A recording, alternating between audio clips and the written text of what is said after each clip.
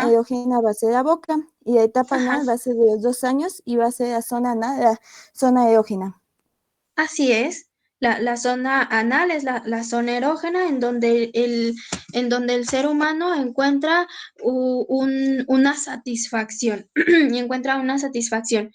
Y nos quedamos hasta ahí. Gracias, Mariana. Nos quedamos hasta ahí, revisando estas dos primeras etapas que propone Freud. Va a decir Freud entonces que estas etapas y lo que pase en cada una de estas etapas, bueno, será determinante para aquello que se deviene y nosotros lo llamamos adultez. Entonces, el comportamiento para Freud estará delimitado, ¿verdad? Con respecto a Qué estas bueno. etapas. Entonces yo creo que solo fue en la mañana, ¿no? De pronto algo sucedió. Carmen es aquí de nuestro grupo, chicos. Sí, maestra, Sí, es es nuestra García Azucena. jefa Brenda. Ok, ok, gracias. Bueno, ya la acepté. Entonces nos quedamos ahí, nos quedamos ahí. ¿Hay alguna duda hasta acá? Porque recuerdo que ayer nos comió el tiempo, estábamos sobre tiempo y ya no di espacio para dudas. Me gustaría que antes de iniciar con las siguientes etapas, preguntarles, ¿hay dudas hasta acá en alguna de las dos etapas anteriores, oral y anal? ¿Hay dudas? Por mi parte, no. Sí, sí. ¿Qué pasa con las fijaciones? Eh, ¿Se acuerdan que yo les hablaba, se acuerdan que yo les hablaba como de cómo Freud lo va pensando? Y yo les decía que Freud ubica en el ser humano fuerzas inconscientes que nos van orientando con respecto a la conducta. Entonces resulta que esta fuerza inconsciente pues la atribuye a una parte de la mente que la va a llamar inconsciente, pero la mente, o sea, la mente de cierta manera va a encontrar o sea, va a ser como el origen, va a ser como el centro del comportamiento, pero bueno, o sea, es en la mente en donde se origina cierta información, pero Freud va a encontrar cierta ligazón entre la mente y lo que pasa en el cuerpo y que sabemos que pasa en el cuerpo porque hay una conducta que podemos observar. Entonces, hay como una dualidad entre qué es lo que pasa a nivel inconsciente y cómo es que va dando evidencias en el cuerpo. Entonces, en el cuerpo y en el comportamiento. Entonces, yo les hablaba también de una libido, que Freud va a decir, esa libido es una energía que se moviliza en el cuerpo, que nos moviliza. Freud, de hecho, va a hablar, o al menos en esta postura, va a hablar de dos conceptos importantes que no se los había mencionado, pero también vale la pena para explicar lo que nos preguntas, compañero. Freud va a hablar de dos conceptos que se llaman pulsión de vida y pulsión de muerte. Y va a decir, la pulsión de vida en las personas será aquella motivación que nos encarrile a la vida, por ejemplo, pues un trabajo, una familia, el estudio, la propia supervivencia. Esa sería una pulsión de vida y todos la tenemos. O sea, imagínense ustedes en un evento en donde estén como al borde de la vida y la muerte. Entonces, digamos que eso que él va describiendo van a ser como la fortaleza, como aquellas fuerzas que sacas que te orillan a valorar la vida. Esa va a ser la pulsión de vida. Y Freud va a decir, y en algunas personas también hay cierta pulsión de muerte, es decir, como cierta pulsión un tanto agresiva. Hay cierta pulsión un tanto agresiva que, no sé, o sea, en algún momento les voy a platicar de un caso que supervisamos como algunos terapeutas de la clínica. Les decía que yo trabajo en una clínica y supervisábamos un caso. Resulta que es un hombre, un adulto, 32 años aproximadamente, masculino, y este hombre era veterinario, y tenía una pulsión de muerte muy, muy evidente. Resulta que este veterinario tenía, o sea, tenía bastante dinero, sus padres tenían como ranchos, tenían animales y él era fan de los animalitos, ¿no? Entonces decide estudiar para ser médico veterinario y él pone como su consultorio y él decía, bueno, a mí me encantaba cuidar a los animales, es más, si yo tenía como internado a un animal y bajo observación, yo me podía pasar ahí más de 2 o 3 días completos sin dormir y estar supervisando al animal. Resulta que este hombre, pues ahí estaba como la pulsión de vida, que es algo como positivo, que lo orilla justamente a rescatar, salvar la vida de estos animalitos, pero también tenía una pulsión de muerte extrema. Resulta que este hombre, cuando tenía como cierta desconexión de su trabajo, o sea, pasaba días, semanas, era fan de los gallos, era fan de los gallos y pasaba días y semanas consumiendo grandes cantidades de drogas, en específico cocaína, consumía mucha cocaína y esta persona se perdía. Y cuando existe, como ubicamos este exceso de consumo de cocaína, pero feo, feo, algo preocupante, ahí está la pulsión de muerte, o sea, el sujeto está haciendo todo lo posible por, por, por tener conductas de riesgo. Y sumándole al consumo de cocaína excesivo, este paciente también era fanático de correr sus carros. Entonces, era fanático y se ponía como al filo de la muerte constantemente por el consumo de drogas y por correr carros de manera clandestina.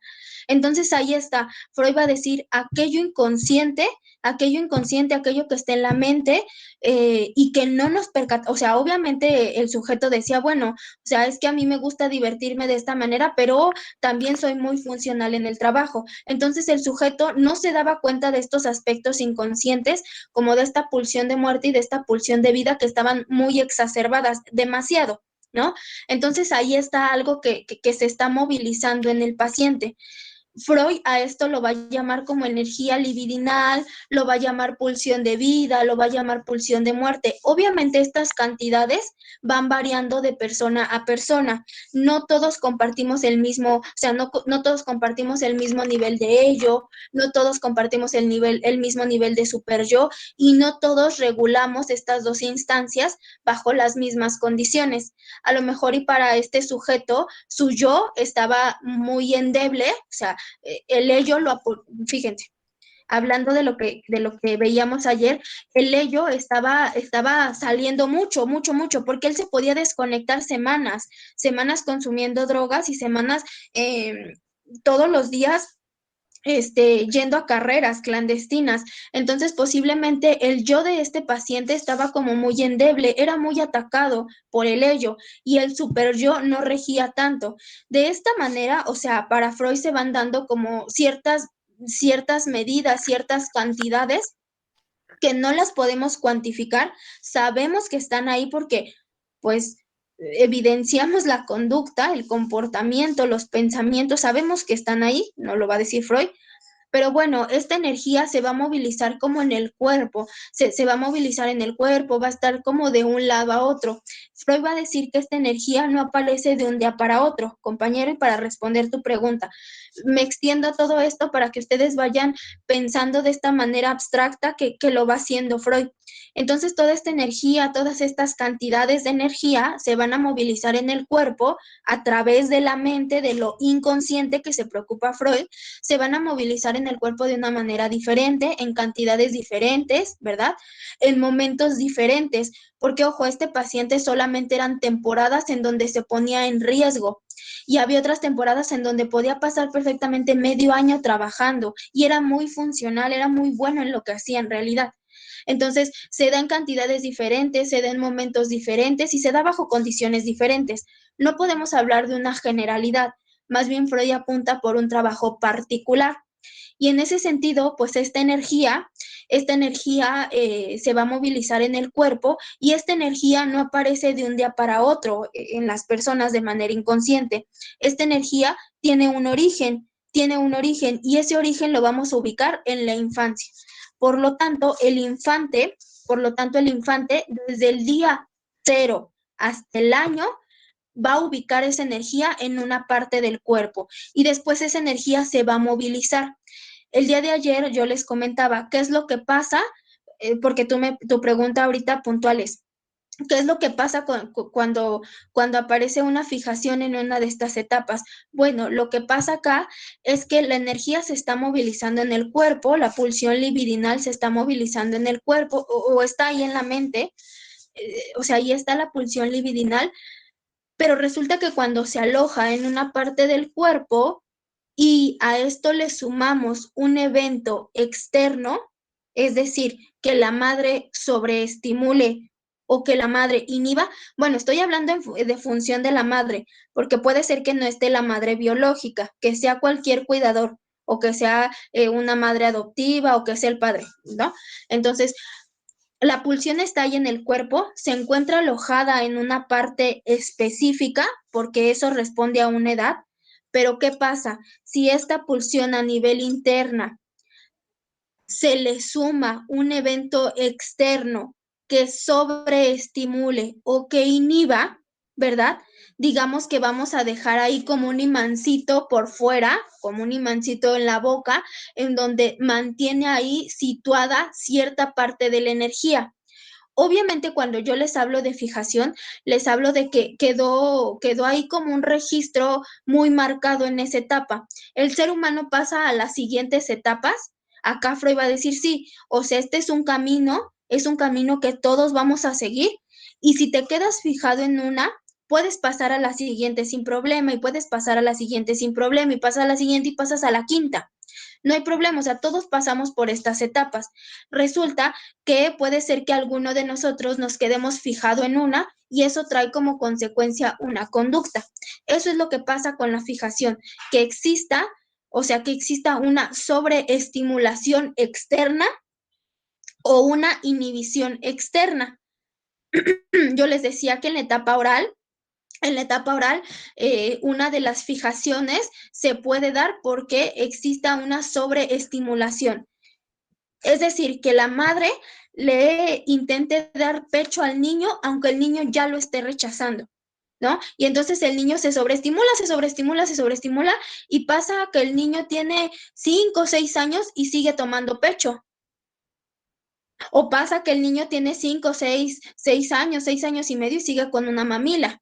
Obviamente ya con una mamila, o sea, cuando está viendo un programa de televisión o por las noches para poder dormir, ahí hay una sobreestimulación en esa zona erógena. Ojo, en un primer momento se da como un evento natural, que es que ahí se fije la pulsión, pero si ese proceso natural se le suma un evento externo, puede haber una fijación. Y no importa, aparece una fijación, el ser humano sigue transitando por las siguientes etapas y ya vamos a ver la consecuencia, digamos, más adelante. Respondo a tu pregunta, compañero. La fijación, digo, la energía más un evento externo crean una fijación.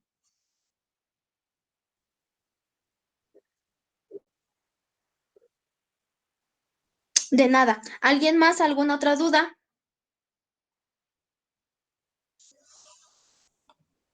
Yo me quedé con los inhibidores. ¿Qué son realmente esos? No le entendí exactamente qué es. ¿Qué son los inhibidores? Queda claro entonces que es una sobreestimulación.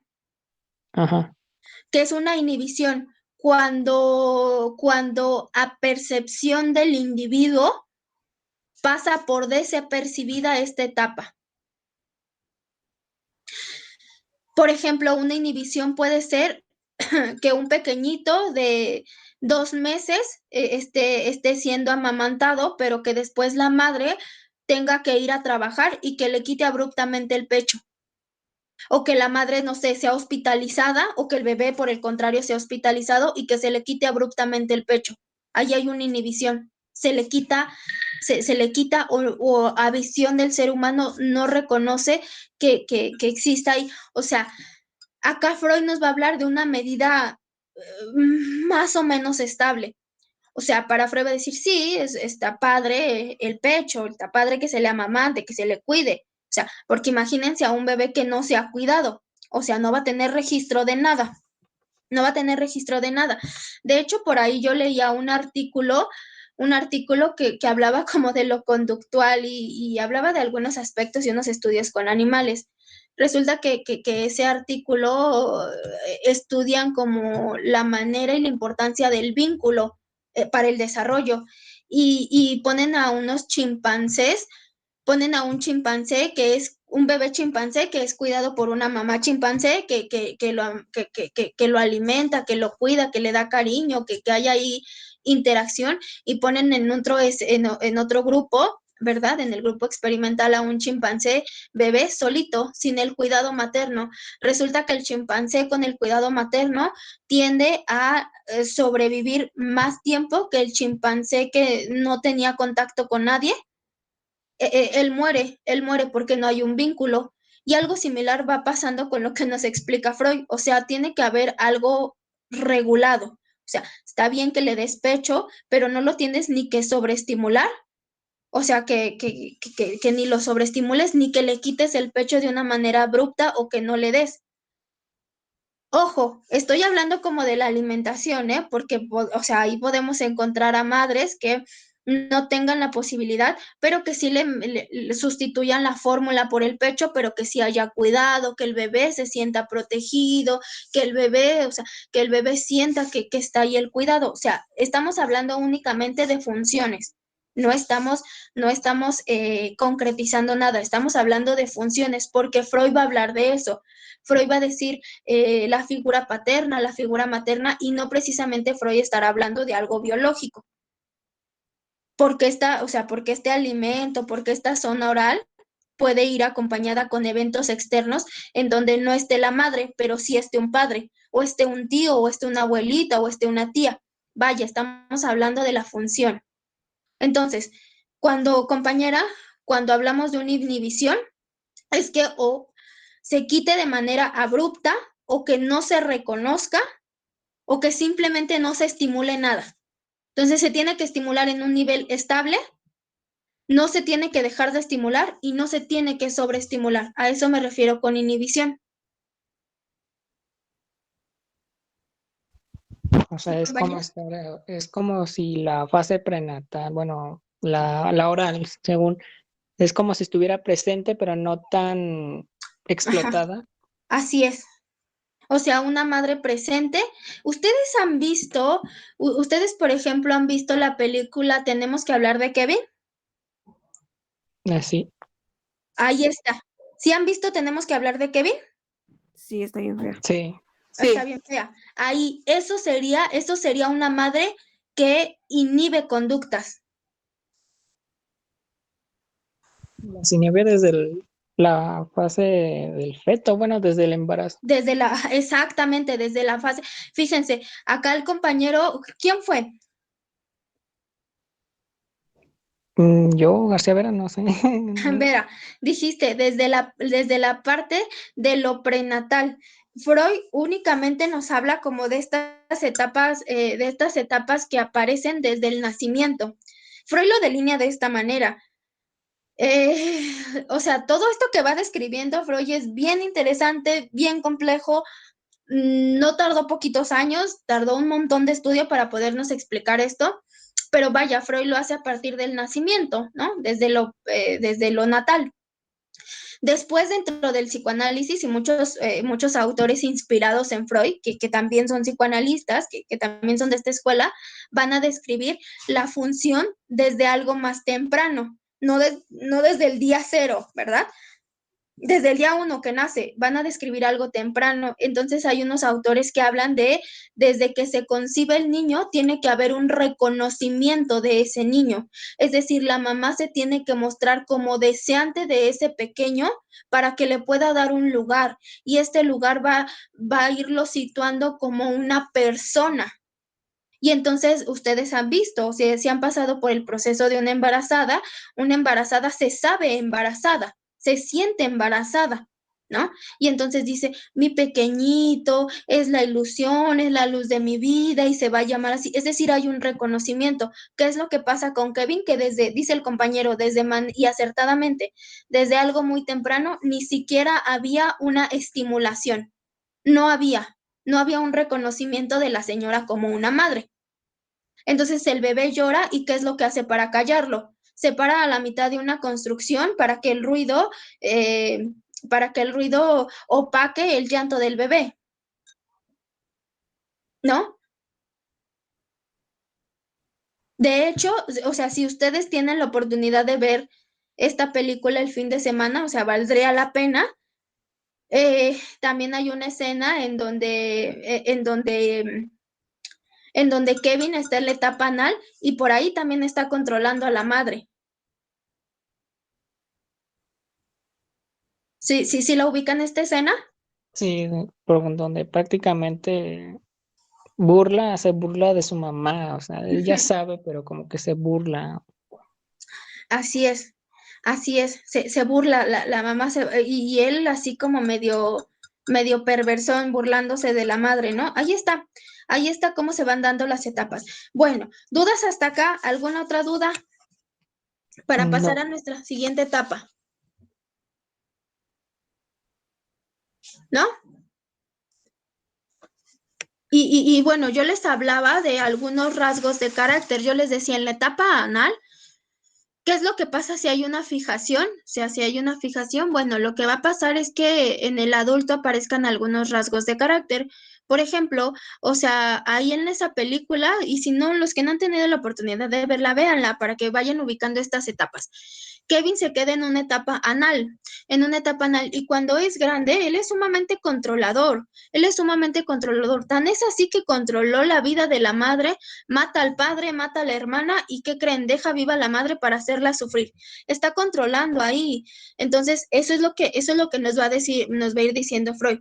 Cuando aparece una fijación, eso parece como un rasgo de carácter que se va a ver evidenciado pues cuando el sujeto va creciendo.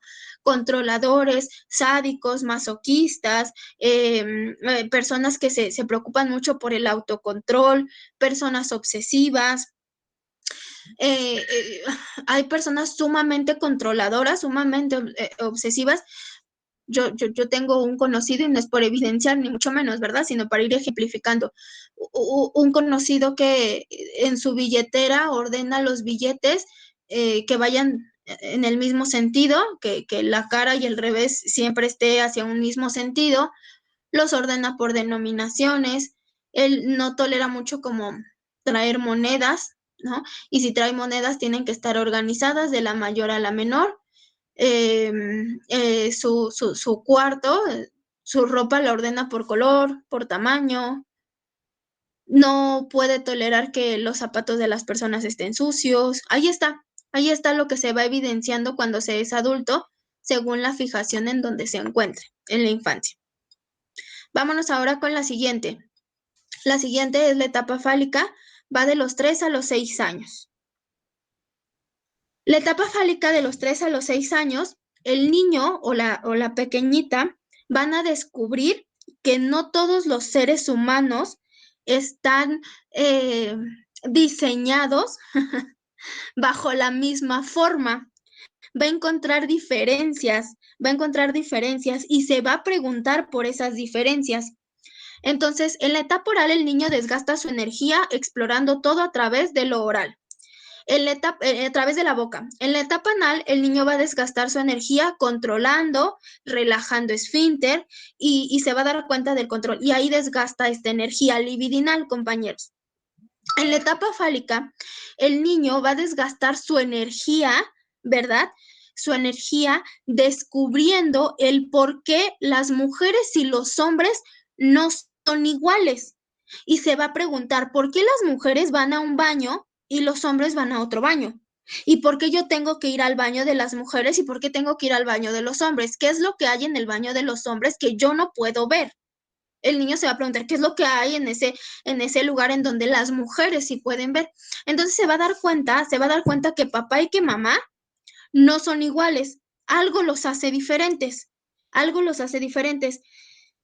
van a desgastar ahí su energía en examinar la diferencia de los genitales. Se va a dar cuenta aquí el niño que papá tiene algo que mamá no tiene. Y eso los hace diferentes. El niño acá se va a preguntar, o sea, ¿por qué él tiene lo mismo que papá y que mamá no?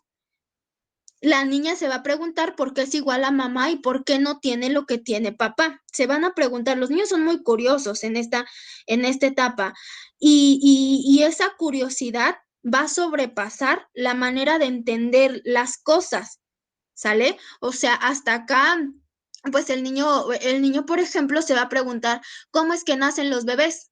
¿Cómo es que se concibe un bebé?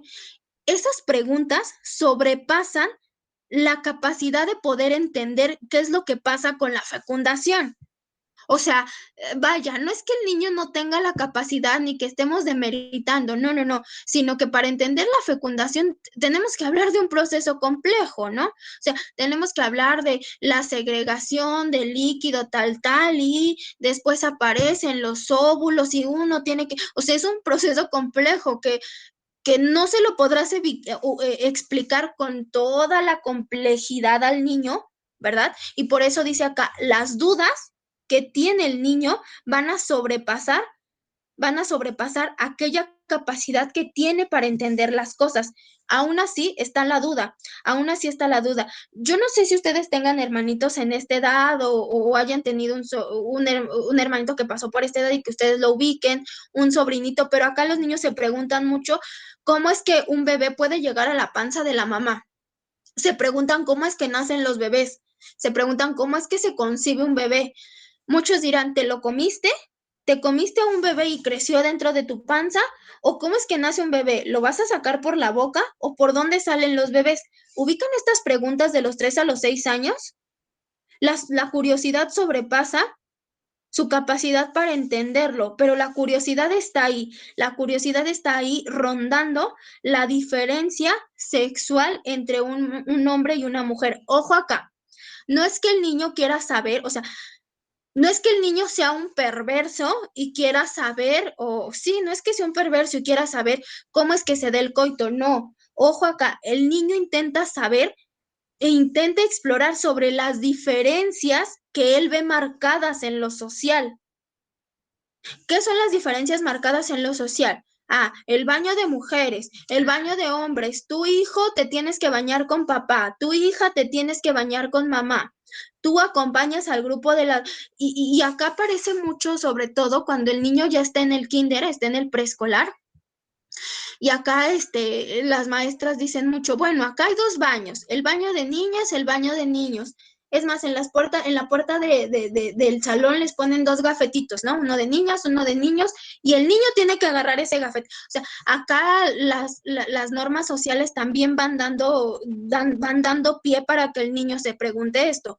Por eso, repito, el niño acá no lo hace desde una manera perversa. O sea, el niño no es que quiera entrar en esa acción. El niño quiere entender qué es lo que pasa, que el niño quiere entender estas diferencias. Entonces acá, pues, les decía yo, esta energía está en torno a preguntas de la diferencia. Se preguntará, ¿la mamá come un bebé y luego lo expulsa por la boca o por dónde lo expulsará? ¿Le abren la panza? ¿Le cortan la panza? ¿Cómo es que nace? ¿Ubican estos ejemplos de los 3 a los 6 años?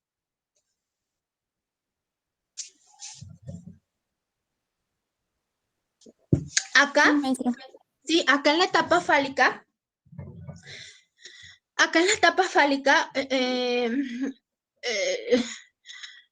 la energía estará desplazada para preguntarse qué es lo que pasa con el cuerpo del otro, o sea, del papá y de la mamá, o de los hermanitos también.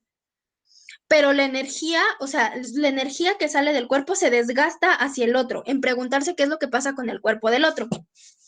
Acá la energía, digamos que no queda en sus propios genitales y no queda en una parte del cuerpo. La energía se desplaza hacia el otro, ¿sale? Ahora acá en la etapa fálica, como tal, no aparece una fijación. Lo que va a aparecer aquí en la etapa fálica, que puede resultar complicado, es que aparece algo que Freud va a llamar diques. Diques. Y los diques, ¿ustedes saben qué es un dique? ¿Alguien sabe qué es un dique? Pregunto. No, Los demás.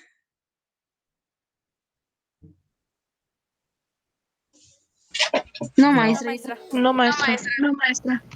No saben qué es un dique. Un dique es una estructura como sólida que tiene la función de una barrera. No sé si ustedes han viajado como a, no sé, a algún pueblito, algún espacio natural y hayan visto como un río que lleva mucha fuerza. Y por lo regular en estos ríos que el agua corre con mucha fuerza, tienen como unas estructuras como de cemento, que son como barrotes de cemento, para que el agua no pase con tanta fuerza y para que se vaya, o sea, se vaya calmando el agua, ¿verdad? Y no llegue como con tanto choque. Eso es un dique. Freud va a decir, bueno, algo así, algo similar pasa eh, el, eh, en la vida de los sujetos. Los sujetos tienen diques. Los sujetos tienen diques. ¿Para qué? Para que esta energía pulsional que está saliendo para preguntarse qué es lo que pasa con el otro, para que esta energía y estas preguntas y esta curiosidad no se den de una manera desbordada. Los diques aparecen en los ríos para que justamente no se desborden, para que no se desborden, para que el agua no llegue como con tanta fuerza y los diques van haciendo como una función de freno, como una función de atajo, ¿sale? Y entonces va a decir, Freud, algo similar pasa con las personas.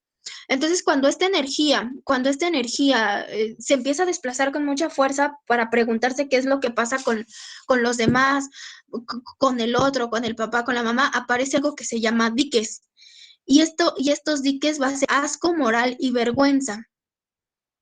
De los 3 a los 6 años, el pequeño habrá crecido.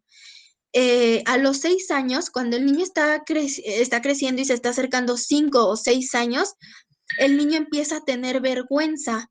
El niño empieza a tener vergüenza. Entonces, si a los 3 años, por ejemplo, el niño podía andar encueradito en la casa ahí corriendo y jugando y no habría problema, cuando se va acercando a los 5 y a los 6 años, empieza algo de la vergüenza y dice, no, yo ya no quiero utilizar pañal, porque los niños grandes ya utilizan calzoncillo.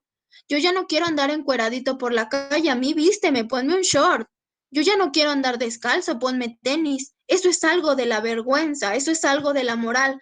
¿Por qué? Porque su energía ya la desplazan hacia el otro y empiezan a preguntarse de la función del otro. Entonces dicen, no, a mí ponme pantalón, a mí ponme calzón como usa papá, a mí ya no me pongas pañal. Yo ya no soy pequeño.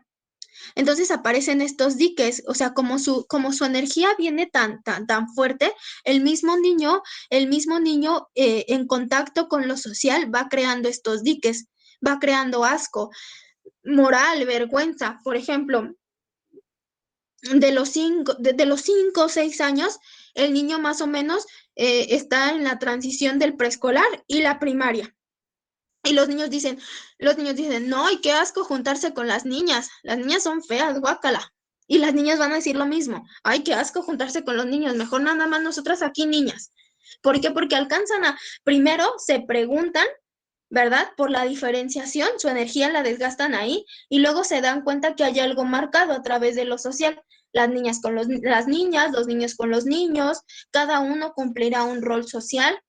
Y entonces las niñas empiezan a decir, no, yo no puedo irme a jugar con los niños, no, yo juego con esto, yo pertenezco a este grupo, aparece la vergüenza, dice la niña, no, él no me puede ver, nadie me puede ver cuando yo pase al baño, ¿no? Es más, si la niña se bañaba con papá cuando era pequeñita, o sea, llega un punto en donde papá dice, no, ya estás creciendo, ya no te puedes bañar con papá, ya te tienes que bañar con mamá únicamente. Ya no te puedes cambiar en frente de papá ni de mamá, ya lo tienes que hacer de una manera cuidadosa. Esos van a ser los diques que de cierta manera le van a ir poniendo un orden, le van a ir calmando la fuerza con la que sale la energía para preguntarse por el otro. Ujú.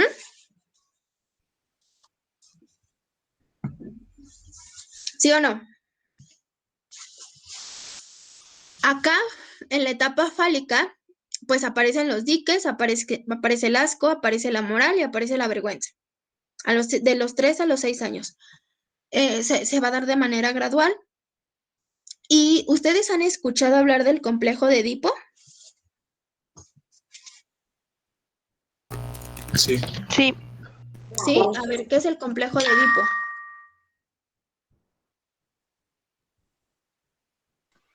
Es como cuando sientes como una atracción hacia la mamá o hacia el papá, el mismo hijo. Ujú, ajá, más o menos, sí. ¿Alguien más? Sí, prácticamente. Cuando hay una castración. Cuando hay una castración, ajá, compañero. Sí, que prácticamente busca ocupar por decirlo de alguna manera, ocupar el lugar del padre de su mismo sexo. Ajá. La manera de evitarlo es mediante esta castración simbólica. Ándale, exacto, exacto. Ahí está, ustedes sí saben cuál es el complejo de Edipo. Resulta que Freud va a ser algo que también va a poder desarrollar como parte de la infancia y determinante. Más adelante vamos a ver el complejo de Edipo, esperemos que hoy nos dé tiempo de revisar qué es lo que pasa con el complejo de Edipo. Y aquí quiero abrir un paréntesis, porque el complejo de Edipo se da justamente a la par de esta etapa. En la etapa fálica se estará dando el complejo de Edipo. Ya se los voy a explicar ya puntualmente. Acá ustedes ya saben, tienen la idea de qué es el complejo de Edipo, pero abriendo un paréntesis, en la etapa fálica, al mismo tiempo se está dando el complejo de Edipo. Ajá. Y el complejo de Edipo, pues es justamente eso que dicen los compañeros. El niño se encuentra enamorado de la madre. Obviamente no es un enamoramiento, o sea, quiero que vayamos aclarando todo esto porque es muy delicado, ¿eh? Es muy delicado. Este enamoramiento que el hijo va a sentir por la madre, que la hija va a sentir por el padre, este enamoramiento no es un enamoramiento romántico, ¿eh? No es que, obviamente Freud lo explica con la tragedia de Sófocles, en donde sí se suplanta al padre. Freud lo va a ubicar así como un ejemplo, pero no se da de tal manera, y sí se puede dar en casos muy, muy extremos, ¿eh? Pero no es un enamoramiento romántico, es un enamoramiento en donde el niño quiere toda la atención de la madre y la niña toda la atención del padre. Y cada uno de estos representan una figura muy representativa. Entonces, ¿qué es lo que pasa? Dicen los compañeros, pasa una castración y resulta que la castración, les digo, se está dando en la misma etapa fálica, resulta que la castración va a ser muy dolorosa para los niños, va a ser muy dolorosa para el infante. Y cuando sale del proceso del complejo de Edipo, y de la etapa fálica, pasa a la cuarta etapa, que se llama latencia. En la latencia se va a dar desde de los 7 a los 11 años.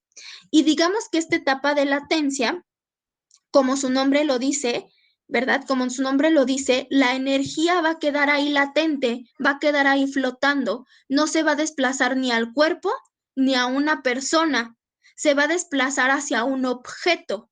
¿Y cuál es ese objeto? Bueno, ese objeto será los juegos, sobre todo los juegos, los juguetes se van a desplazar hacia objetos. ¿Por qué? Va a decir Freud, el niño ha salido muy lastimado de la etapa fálica y del complejo de Edipo. Y como ha salido muy lastimado, toda esa energía no la va a situar ni en el cuerpo porque ya experimentó qué es lo que pasa con el cuerpo y ya experimentó qué es lo que pasa cuando lo desplaza hacia otras personas y resulta que esas personas lo castraron, lo lastimaron, y entonces va a decir, híjole, pues ahora ¿dónde coloco mi energía? La voy a colocar en el juego, la voy a colocar en el deporte. Si se dan cuenta ustedes, ubiquen a un niño de 7 a 11 años. El niño de 7 a 11 años tiene un periodo de calma, no se pregunta ni qué es lo que pasa con un embarazo, no se pregunta ni qué es lo que pasa con su cuerpo, únicamente se va a centrar en jugar. Todo para el niño latente es juego y deporte. Va a tener un interés por lo intelectual, va a tener un interés por la escuela, va a tener un interés por el deporte, va a ser aficionado de fútbol, básquetbol, natación, danza, ballet, va a ser aficionado de juegos de mesa, de programas de televisión, de videojuegos. Entonces, toda esa energía la va a desplazar y la va a desgastar en el juego. No en personas, no en su propio cuerpo, sino en el juego. ¿Sí? ¿Dudas hasta acá? ¿Ubican a un latente de 7 a 11 años? El latente no se pregunta nada, únicamente quiere jugar. La energía está ahí flotando, no desaparece, únicamente queda ahí latente, flotando. Y de cierta manera desplazada hacia el juego, al deporte o a cualquier interés. ¿Ubican algún latente?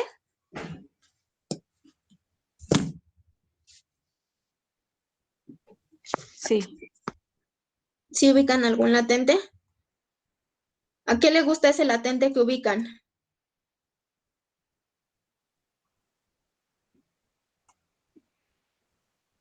Sí, puedo decir que yo tengo 2 latentes en mi casa. Justamente en la etapa, tengo 2, uno de 7 años y otro de 10 años. Entonces, ¿Son a tus pesar de hijos o eso, tus sobrinos? mis hijos. Ok, ajá. Ajá, pero los 2 incluso se han desarrollado, a pesar de que viven en el mismo contexto, se desarrollan de diferente manera. Y, por ejemplo, el mayor sí es así como que ya casi no hace muchas preguntas. Antes sí las hacía demasiado. Y luego ¿Qué a tipo de veces, pero ya no preguntas, tanto. compañera? ¿Qué tipo de preguntas nos Pues, podrías compartir? luego muy penosas, ¿no? No sé, por ejemplo, apenas me estuvo preguntando, ¿no? Mamá, ¿qué es la masturbación, no? ¿Mm? Y yo me quedé así, ay, y pues tienes que Ajá. buscar la manera de contestarle, ¿no? Esa pregunta, de manera de tampoco Es abrirle el niño mucho el campo. más grandecito, ¿no? Sí, es el grande. Ah, ok. Y Dices no que, sé, perdón, hasta ahí, compañera, tiene 10 años. sí. Tiene 10 años. Ojo acá, este niño, tu pequeñito está casi saliendo de la latencia. Y cuando sale de la latencia pasa a la etapa genital, que es una etapa que ya la asemejamos con la pubertad, es decir, ya se empiezan a preguntar de sus propios órganos sexuales y de la función de sus órganos. Obviamente acá te lo está preguntando a ti, pero cuando pasa la etapa genital, no te preocupes, va a buscar información en otro lado, ¿eh? Pero eso te lo está preguntando porque está saliendo de la latencia. Ajá, ahora sigue, compañera. Ajá, y por ejemplo, el chico, el de 7 años, igual, ¿no? Él sí sigue con sus preguntas, igual así, bien raras y extrañas. Y sí, ambos se concentran mucho igual ahorita en el juego, o sea, su vida es jugar todo el tiempo. Les pones a hacer incluso otra cosa y sí la hacen, pero su enfoque es el juego, ¿no? Y como hace rato lo veía en la otra clase de psicología del desarrollo, que todo el tiempo es así como juegos de lucha, todo el tiempo los veo querer estar, y como los dos son hombres, estar ahí como que luchando y se inventan hasta sus guerras y no sé qué tanto, pero y ambos son muy diferentes. Sí. Entonces ahí tú ubicas todo todo a tus latentes o los ubicas como desgastando su energía en el juego. Obviamente, pues tu pequeñito de 10 años, pues ya está saliendo casi de la latencia. Puede ser que tarde más, ¿eh? Puede ser que tarde, incluso hasta los 12 años todavía encontramos a latentes. Sí, todavía hasta los 12 años. Ya a los 13 ya se empiezan a preguntar más cosas y a veces nos las preguntan a nosotros o a veces ellos entre pares empiezan a preguntar y empiezan como a juguetear con estas ideas porque ya se están preparando para la pubertad. Pero compañera, tú ubicas a tus pequeñitos en la etapa fálica, ¿qué tipo de preguntas te hacían de los 3 a los 6 años? No sé, por ejemplo, me preguntaban en esta parte, ¿no? Igual del por qué tú tienes esto y yo no, ¿no? El más chiquito. O por qué ¿no? Con su papá. Su papá igual tiene mucho tiempo que él me decía, es que yo no me voy a bañar con los niños porque, pues luego Lian, y más que nada porque Lian es como muy curioso, el chiquito me decía, es que porque el chico está de ese tamaño y el mío no, ¿no? Sí. La señora me daba pena, entonces mejor optaba por a lo mejor bañarse con un boxer con él o simplemente ya no bañarse, Sí. ¿no? E incluso el chiquito... Por eso se llama fálica, ¿eh? Ajá, porque, o sea, lo fálico, la palabra fálica, pues hace referencia al falo, a esa parte masculina. Ujú. Se preguntan mucho por qué. Siendo niño y niña, ¿eh? La niña también se pregunta por qué ella carece de ese falo. Ajá. Sí, sí, le digo que incluso el chico, él solito tomó la decisión de decir, ¿sabes qué, mamá? Yo me quiero bañar solito y a muy corta edad, ¿eh? Y él es de, yo me baño solito y no quiero que me veas bañándome y así. ¿Eso qué Y sería, compañera? Ahí estamos en la etapa fálica. ¿Eso qué sería? Un dique. ah, ajá, es un dique, ¿Qué dique sería? como el de la vergüenza. El de la vergüenza o el de la moral. Por ejemplo, esto que alcanza a decir tu esposo de, no, ya están creciendo los niños, ya no me pueden ver, es algo de la moral. Entonces esto lo alcanzan, o sea, parece que no, pero nuestros niños son bien inteligentes e intuyen y saben muchas cosas. O sea, parece que te lo haya dicho escondidas o en una plática personal, pero lo intuyen los niños y dicen, no, eso no está bien, ya no me voy a bañar con ustedes. Es también algo de la moral, de lo que está bien visto y lo que está mal visto a nivel social.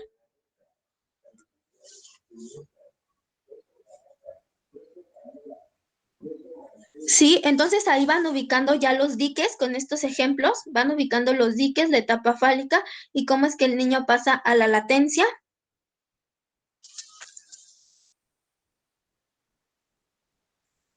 Sí, maestra. Vale, ahora sí, ¿queda dudas con la latencia? No, esa está muy sencillita de explicar. En la latencia no pasa nada. O sea, en realidad como todo se desplaza al juego, se desplaza al deporte, a los intereses, a lo intelectual. O sea, acá el niño puede estar muy centrado en la escuela, niños que encontramos muy dedicados a la escuela, o también encontramos niños, por el contrario, que están muy dedicados al juego, muy dedicados al deporte. Pero bueno, en esas cosas se desplaza, acá no pasa nada, o sea, acá no pasa como mucho, porque pues el niño no da como algún registro de curiosidad, ni mucho menos. Acá no pasa mucho en la latencia, no nos habla Freud de alguna fijación, únicamente nos habla del juego, de cómo se desplaza hacia cosas, hacia objetos, hacia acciones, para luego entonces salir de la latencia a partir de los 12 años, 12, 13 años más o menos, empezamos a hablar de la pubertad. Ustedes saben que la pubertad trae consigo cambios fisiológicos. ¿Ustedes están llevando qué? ¿Psicología del desarrollo? Sí, ¿verdad?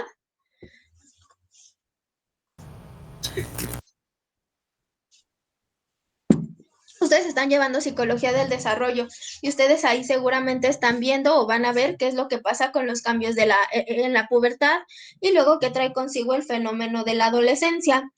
Los cambios de la pubertad pues trae consigo cambios en el cuerpo, sobre todo cambios en el cuerpo, cambios hormonales, los pechos crecen, la voz se hace gruesa, aparece el vello púbico, se ensanchan caderas. En los hombres aparece un ensanchamiento de hombros. ¿Qué más? ¿Qué más? Bueno, pues aparece la estatura, aparece un cambio en la estatura y bueno, acá sobre todo cuando el niño sale de la latencia y pasa a la etapa genital, el niño se da cuenta acá, pues, que sus genitales tienen una función, y acá entonces ya los niños empiezan a preguntar primero qué es lo que pasa, cómo es que funcionan sus genitales y por eso los niños acá se preguntan por la masturbación.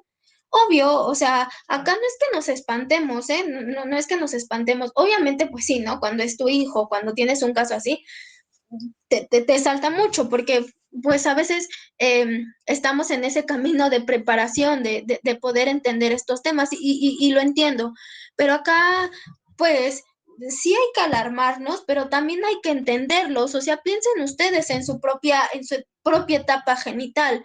¿Qué es lo que se preguntaban? ¿Qué es lo que se preguntaban? Pues primero se empiezan a preguntar, ah, caray, pues tengo genitales, y estos genitales tienen una función. Estos genitales tienen una función, se empiezan a primero preguntar por la masturbación, se dan cuenta que el cuerpo está cambiando, que los genitales están creciendo, que están cambiando, y después se van a dar cuenta, ¿verdad?, que esos genitales los pueden utilizar para relacionarse con alguien más. Podrán utilizarlos para, ya hablando de una etapa pues más adulta, ¿no? O sea, como ya siendo parte de la adolescencia y entrando como a la adultez, ¿no? A la adultez temprana. Acá ya el niño, pero bueno, empieza por algo. Empieza por descubrir que esos genitales tienen una función, tienen una finalidad y los puede ocupar. Primero los ocupará de manera, pues de manera autoerógena, ¿no? Aparecen ustedes saben también que aparecen sueños húmedos, aparecen erecciones, entonces el niño estará explorando a través de sus genitales en esta etapa para después prepararse y poder vincularse con alguien más. Ojo, no estamos diciendo, o sea, tampoco con esto estamos diciendo que tiene que haber una relación sexual precoz. No. Únicamente estamos hablando de una exploración del cuerpo, un proceso natural del cuerpo en donde hay un reconocimiento, ¿verdad? Y a lo mejor la manera de vincularse con el otro no es a través de un acto sexual. A lo mejor la manera de vincularse con el otro es un beso, es agarrarse de la mano y aparece una sensación, ¿verdad? Un beso, tomarse de la mano, una caricia, una salida. De esa manera también te vinculas con el otro para Freud, ¿verdad? Entonces acá sí va quedando claro cómo es que Freud nos va narrando estas etapas psicosexuales y cómo es que las aleja en su totalidad del coito.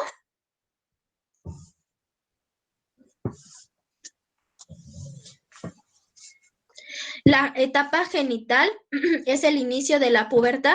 Aquí ya maduraron los órganos, el niño se da cuenta de que ya están madurando los órganos, se da cuenta en qué tiempo, en qué momento ya habrán madurado en su totalidad. Primero será autoerótico, ¿verdad? O sea, se explorará, después esto autoerótico lo va a dejar, podrá salir con alguien más, ¿verdad? Podrá vincularse con alguien más y digamos que será el punto final del largo viaje erótico del ser humano. ¿Sale? Los efectos de las etapas psicosexuales pues se van a dar en diferente medida dependiendo del ser humano y estos van a revelar diferentes tipos de carácter, ¿verdad? Diferentes rasgos de la personalidad del individuo. Es decir, para Freud, lo que suceda en la infancia va a influir en el presente. Es decir, para Freud el pasado tiene mucho que ver con lo que se vive como presente. Para Freud, la infancia va a ser un determinante para la adultez. Maestra, Mande. ¿de qué manera puede haber una fijación o se puede provocar una fijación en la etapa genital? ¿O qué lo puede provocar? Acá Freud no nos va a hablar de una fijación. Acá, no, o sea, sobre todo... Ay, perdón, los colchones están pasando por acá. Acá... Ay, esto muy fuerte esto.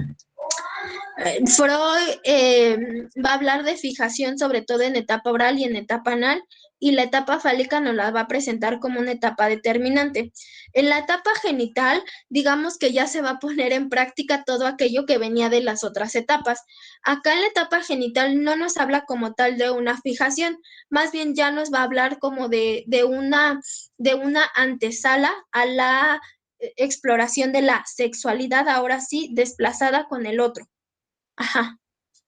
Sí, pero por ejemplo, que ustedes me digan, o no sé cómo lo vayas pensando, compañera, pero si me dices, si tu pregunta es, en la etapa genital puede haber una fijación de tal manera que una persona se haga, se haga como perversa, se haga masoquista, se haga sádica, no. No, no, no. Acá ya digamos que en esta etapa final ya se pone en práctica todo lo que le antecede y ya no aparece fijación. Más bien aquí ya se pondría en práctica lo que le antecede. Acá no hay fijación. Ah, ok, muchas gracias. Ujú. De nada. Bueno, ¿dudas acá en las etapas psicosexuales?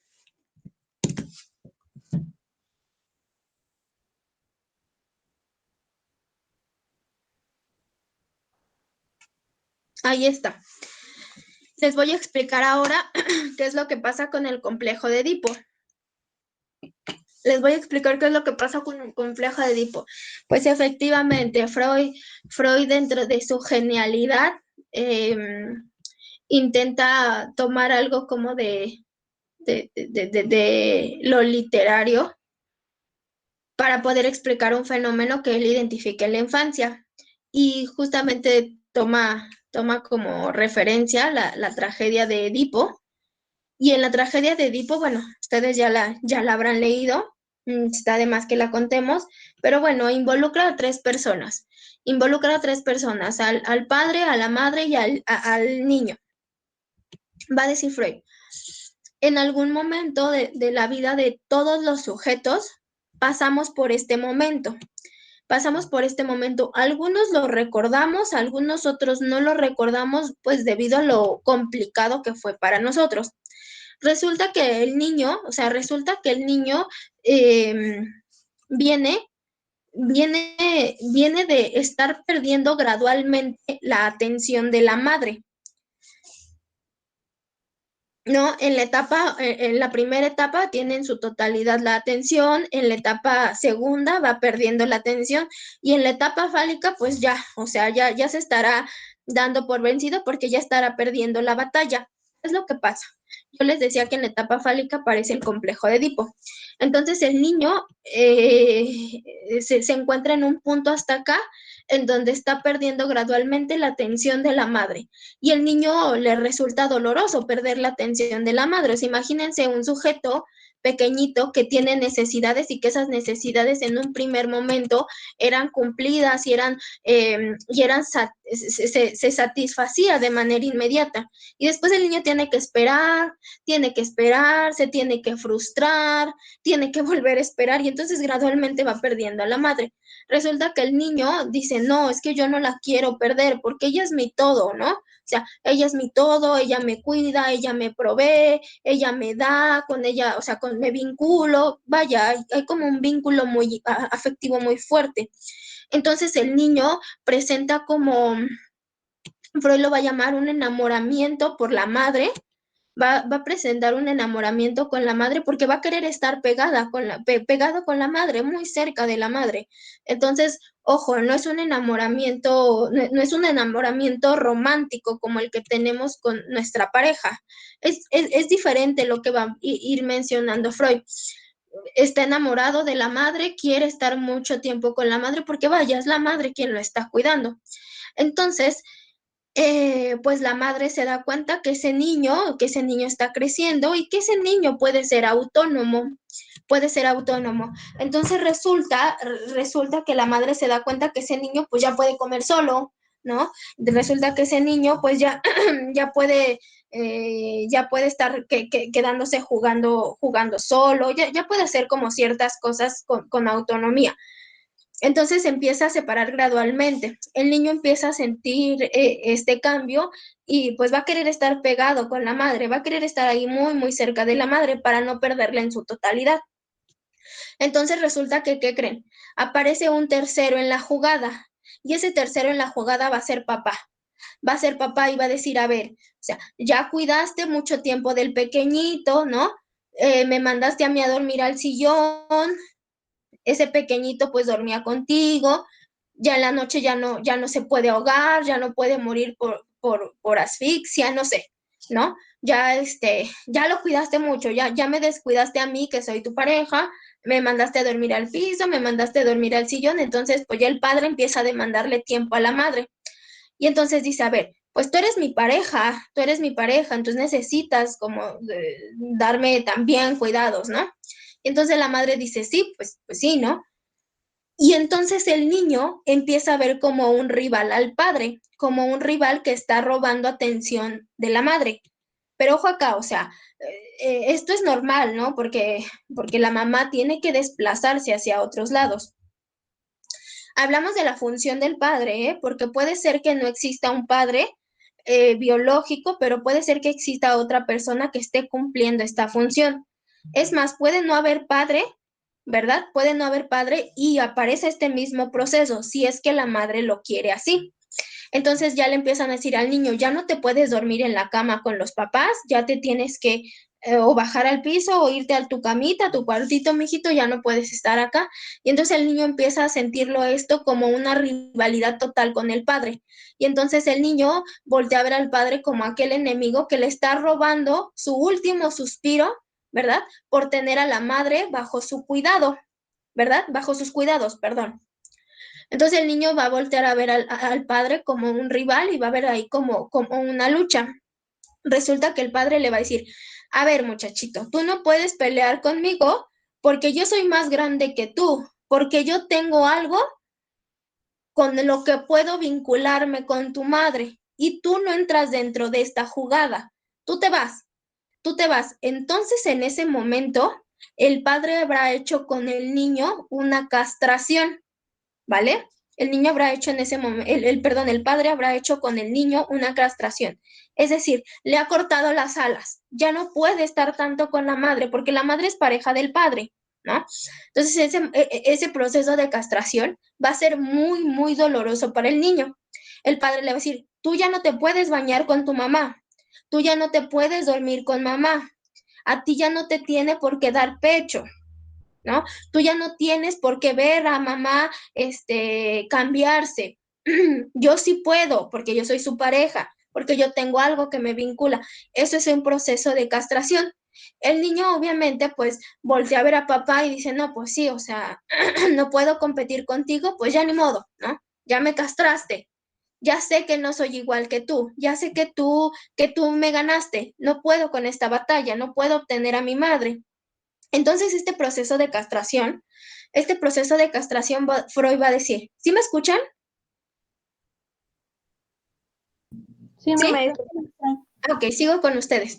Entonces, Freud va a decir que este proceso de castración va a ser determinante. Va a ser determinante porque el niño tiene que entender que no es él el que puede robar la atención en su totalidad de la madre.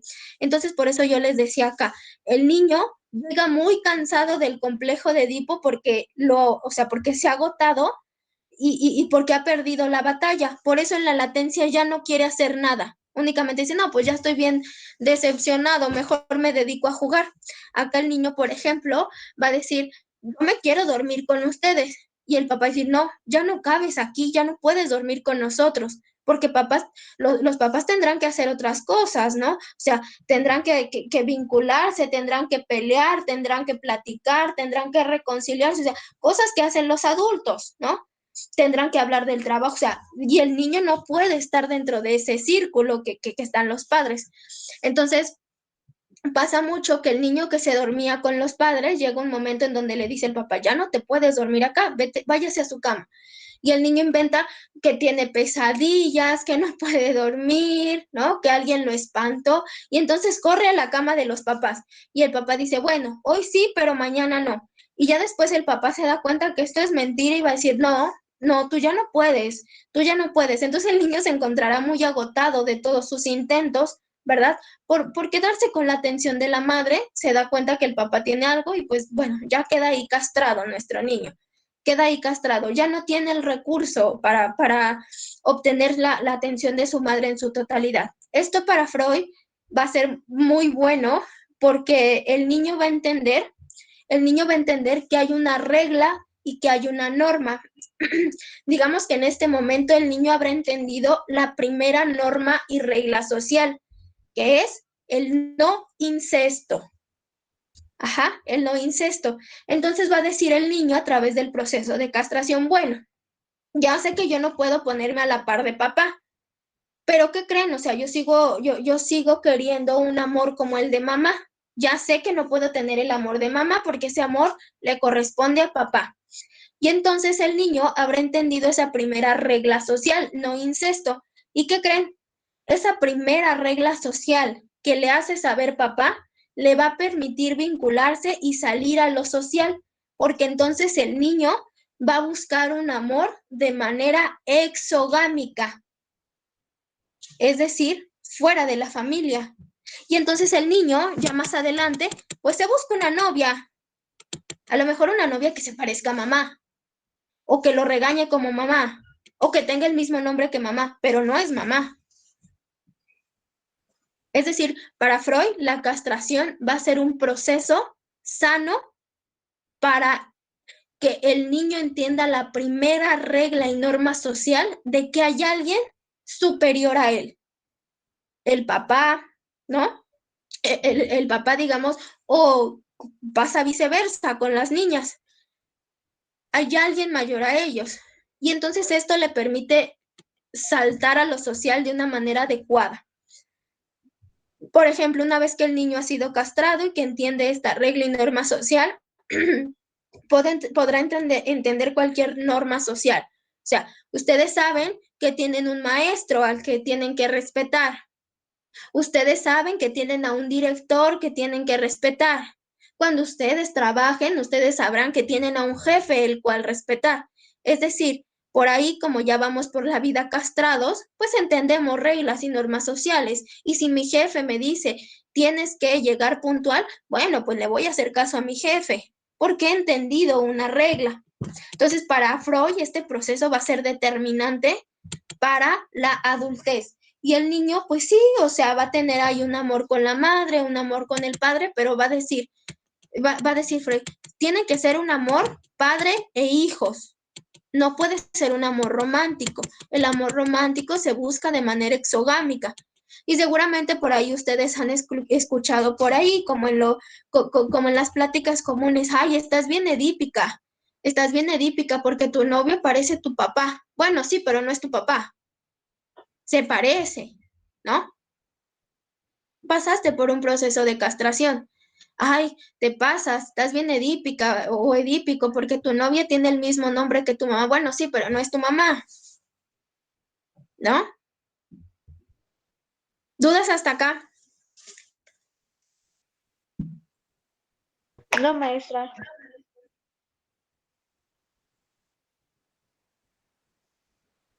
¿No? No, maestra. Bueno, entonces acá, pues así es como se da el complejo de Edipo. Lo mismo pasa con las niñas, Las niñas, bueno, no es que lo mismo pase, sino más bien me refiero a que el proceso se llama igual.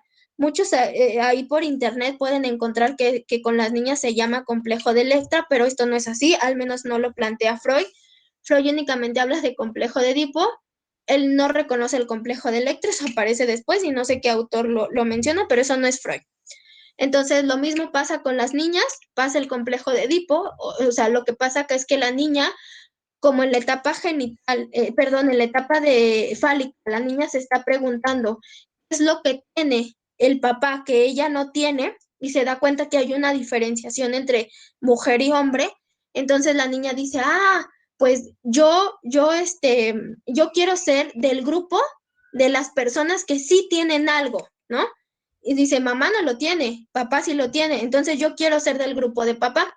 Entonces resulta que voltea a ver a papá como el superhéroe, ¿verdad? Voltea a ver a papá como el superhéroe, como aquella figura que representa autoridad. Y entonces la niña se encuentra como enamorada del padre, repito, en un enamoramiento romántico. Entonces para la niña el papá es todo, es el príncipe, es quien la va a cuidar, quien la va a proteger, quien representa mayor autoridad. Resulta que cuando la niña voltea a ver al padre como un todo, la madre dice, a ver, o sea, sí te lo presto, pero te lo presto como tu padre, porque él hace pareja conmigo, él no hace pareja contigo. Entonces la niña se va a encontrar en disputa con la madre, resulta que la madre va a ganar la batalla, ¿no? Le va a decir, ya no te bañas con papá, no vas al baño de los hombres, te tienes que cambiar con las mujeres, perteneces a este grupo, y entonces tampoco puedes dormirte en nuestra cama, no puedes darle besos en la boca a papá, porque eso lo hago yo, porque esa función la hago yo, y pues ahí está la niña queriendo ser la princesa de papá, pero resulta que llega la otra mujer y le dice, bueno, tú serás la princesa justamente, yo seré la reina, ¿no? De papá. Y ahí está, ese será como el proceso de castración pensándolo de manera invertida en las mujeres. La mamá llega a ser como este corte, que nosotros lo vamos a llamar castración, y bueno, aparecerá la primera regla también de incesto, de no incesto, perdón, y la niña dice, bueno, ya fracasé en mi intento de querer a mi príncipe azul, ya fracasé, ya no puedo, ¿verdad? Pero salgo y busco a un amor, ¿verdad? De manera exogámica. Eso sería lo ideal. Esa es la ideal salida del complejo de Edipo. Y entonces dice acá, la mamá y el hijo o el papá y la hija están juntos, ¿verdad?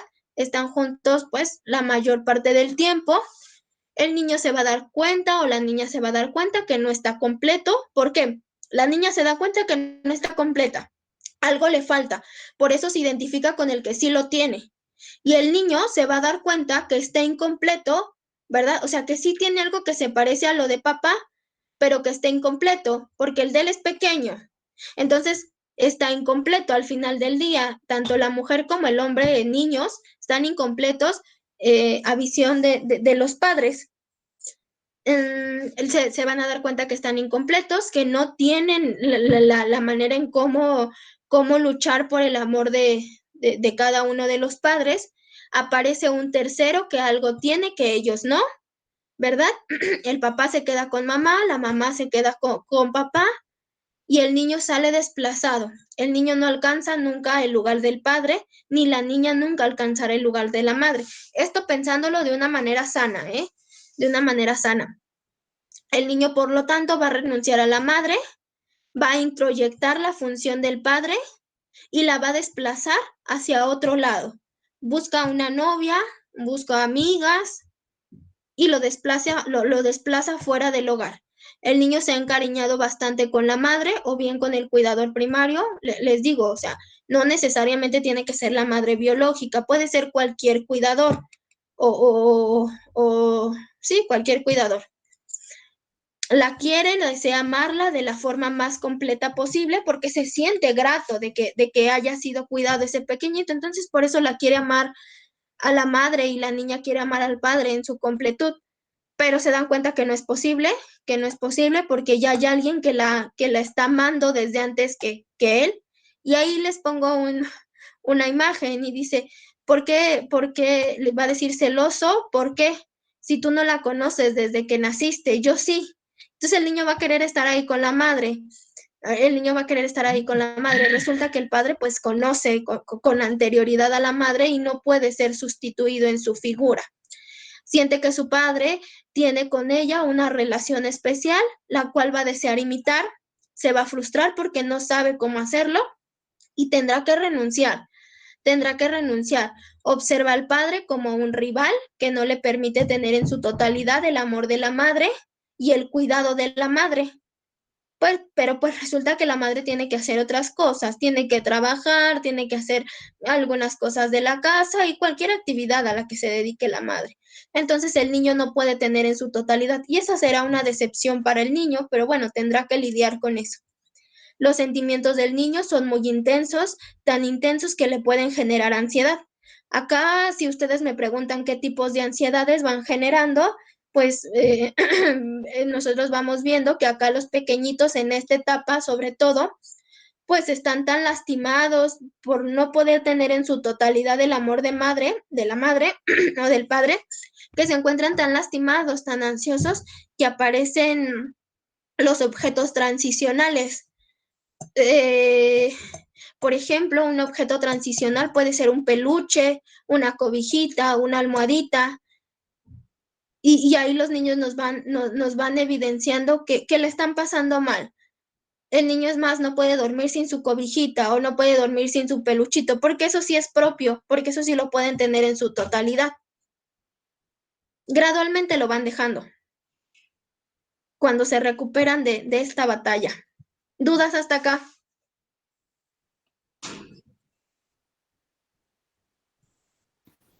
No, maestro.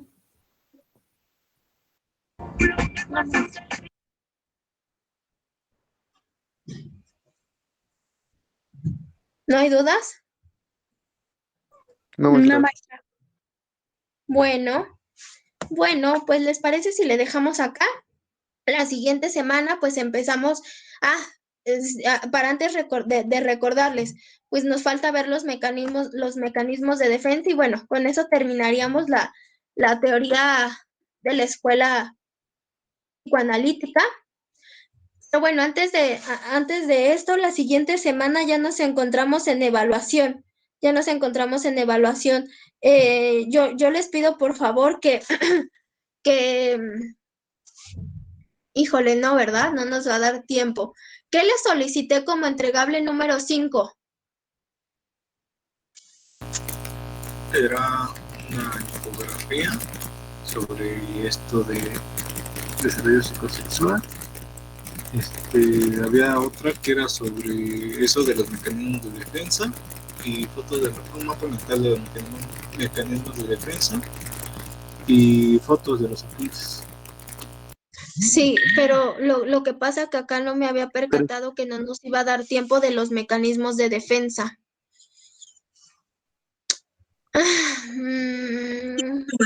¿Alguien ya tiene el mapa mental de los mecanismos de defensa?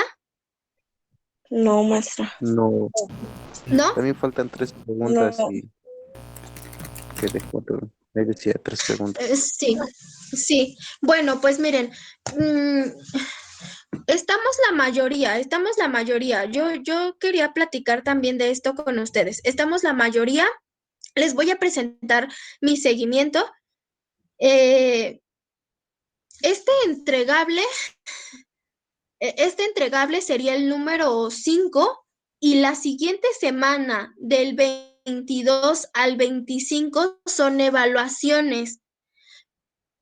Pero resulta que el día, o sea, las evaluaciones son del lunes 22 al jueves 25. Resulta que el jueves 25 yo ya les tendría que estar entregando calificaciones porque ya no los veo el viernes. Entonces el jueves a más tardar yo les tengo que entregar calificación. Y ya tenemos el tiempo encima, porque cuando nosotros hicimos el encuadre de esta materia, yo les hablé de un portafolio de evidencias final. Resulta que si nosotros seguimos bajo la misma línea de entrega del portafolio de evidencias, ustedes tendrían que entregar su portafolio a más tardar el día martes temprano, para que a mí me dé tiempo de calificarlo, asignar calificación el miércoles y el jueves darles calificación. Entonces lo tendrían que entregar más tardar el martes por la mañana. Lo cierto es que ustedes entregan trabajo el viernes y el martes tendrían que entregar su portafolio. Considero que es poquito tiempo, o sea, y dependiendo de cómo ustedes vayan teniendo sus avances, porque el portafolio de evidencias es portada, índice, introducción de una cuartilla, entregable 1, corrección en caso de haber, entregable 2, corrección en caso de haber, y así sucesivamente hasta los 5 entregables, y una conclusión de una cuartilla. De eso consta el portafolio de evidencias. Entonces, no sé cómo vayan con sus correcciones para entregar en tiempo y forma el portafolio de evidencias. Lo que podemos hacer acá son 2 cosas. Yo estaba viendo el seguimiento, ya me dirán ustedes, yo estaba viendo el seguimiento y aquí en el seguimiento, pues, tenemos a algunos que han tenido complicaciones, pero en su mayoría todos lo han entregado. Entonces, la idea no es perjudicarlos, ni mucho menos. Yo les podría proponer que hagamos 2 cosas.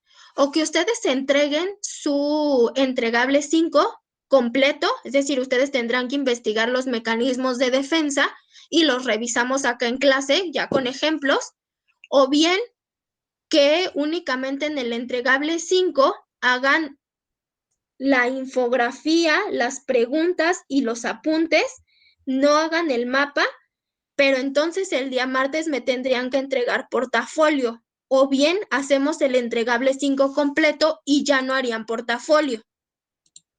Mejor hacemos el Yo opto entregable por 5 hacer el completo. cinco Sí, maestra, el entregable completo. 5. Nosotros investigamos. Completo. Podríamos hacer, o sea, pero a ver, necesitamos quedar todos bien de acuerdo. Si hacen el entregable 5, con esto yo les puedo evaluar. Haríamos una evaluación continua. Obviamente esto porque lo acordamos aquí en grupo. Sí, maestra, el entregable 5 Sí, completo. maestra, Yo claro. voto por Ahora, esperen, yo les estoy proyectando mi seguimiento y pues yo les evaluaría con 5 trabajos y el día de mañana vamos a hacer el foro de discusión. Entonces evaluaríamos 5 trabajos y evaluaríamos 4 foros de discusión. ¿Sí? Sí, maestra, está perfecto. Con eso evaluaríamos. Con eso evaluaríamos. Ahora, a mí me preocupan algunos casos, por ejemplo, acá, y no para evidenciar, está aquí o saben algo de Brenda Azucena. Aquí estoy. Compañera, tenemos algunas faltas. ¿Me puedes mandar mensaje privado, por favor? Porque en dado caso de evaluar, o sea, en dado caso de evaluar, tú estarías en riesgo.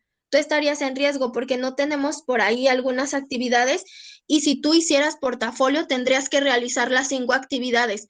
Es decir, si ustedes hacen portafolio, el portafolio se compone de 5 actividades. Su portafolio, o sea, que ustedes me digan, maestra, mi portafolio nada más son 2 actividades porque solo hice 2 entregables, no, estaría incompleto el portafolio. El portafolio tiene que tener las 5 actividades originales y en caso de haber corrección, tienen que hacer la corrección y anexan la corrección. Entonces, compañera, por ahí me mandas mensaje. También necesito que me mande mensaje Carla Stephanie. Randy, por ahí tienes un entregable que no hiciste.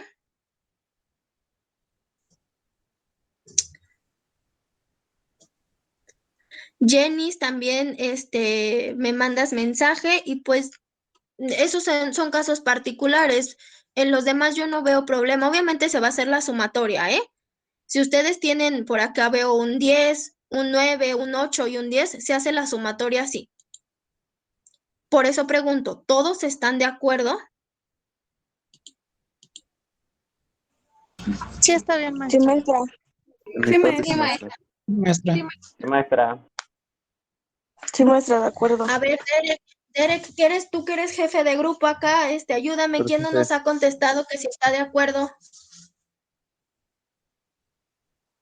¿Qué les parece si mejor ponemos en el chat rápido que sí para que veamos todos Por los que están favor. de acuerdo? Por favor, estamos la mayoría, estamos 27, bueno, 26 están, y sobre lista somos 31, somos mayoría. Tampoco ya no pasó listo, ¿sí? Lo que pasa que me dijeron que hoy algunos tenían problemas con su conexión a internet y con la luz, entonces hoy di como apertura a eso. Es que ayer se trabó mi teléfono, maestra, y lo tuve que reiniciar y ya no pude decirle presente, maestra. Ya está como 5 minutos de la clase al final, Sí, ya no pero tú pude. estuviste conmigo hasta el final, Derek. Sí, Problema. maestra. No, sí. Hasta me volví a conectar, pero ya no, como ya no me dijo nada, pues ya me fui. Vale.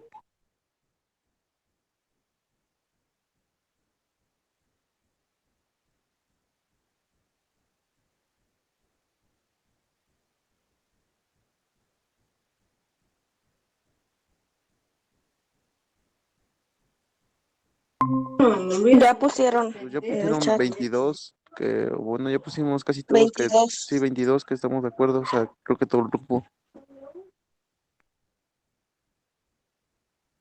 Maestra. Entonces, por ahí nada más tenemos...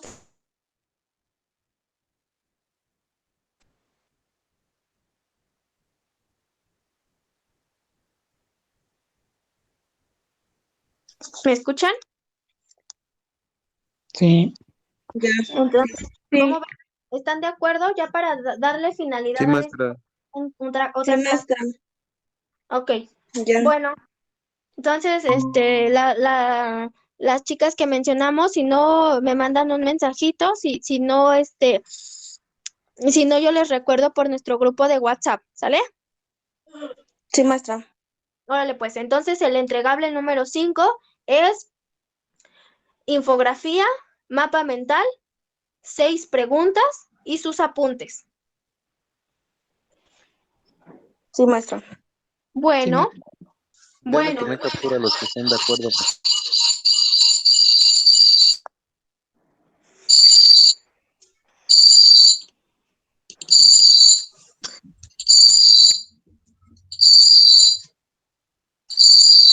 sí, está bien.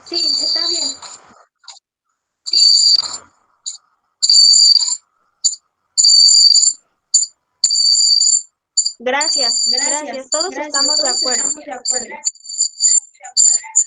Vale, bye, maestra. Cuídense, bye. Hasta luego, maestra, que tenga bonito día. Bye, igualmente, cuídense. Nos encontramos mañana en WhatsApp.